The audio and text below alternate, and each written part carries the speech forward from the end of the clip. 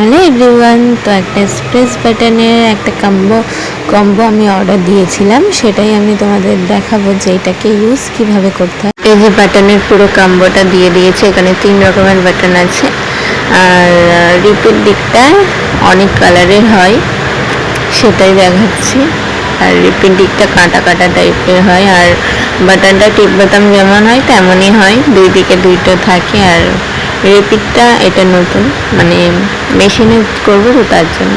আর এই মেশিনটার দেখো একদিকে ছিদ্র আছে আর একদিকে কোনো ছিদ্র নেই, আর অন অফ করা যায়, খোলা পারা যায়। তো যেদিকে ছিদ্র টাইপের আছে সেই দিকে রিপিট টাইপের যেটা কাটা কাটা ওইটা বসাতে হবে, যেদিকে ছিদ্র নেই সেদিকে বাটনগুলো বসাতে হবে।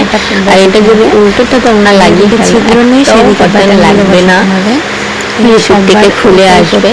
তো সেটাই ভালো করে সাবধানে দেখে করতে হবে।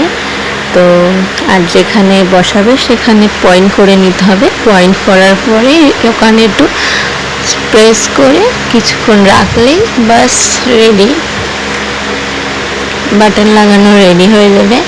আর ঠিক উল্টো দিকটা কিভাবে করতে হবে, একটা মানে গোল টাইপের থাকবে, ছিদ্রটা একদিকে বড় থাকবে একদিকে ছোট থাকবে। আর রিপিটের কাটা কাটা যেটা সেটা তো দিতেই হবে। আর এই গোলের এইটা মাথায় রাখতে হবে, যেটা ছোট দিকটা সেটা ভিতরের সাইড রাখতে হবে, আর যেটা বড় দিক সেটা বাইরের সাইড রাখতে হবে, তাহলেই রিপিটটা ভালো করে হবে, নাহলে হবে না।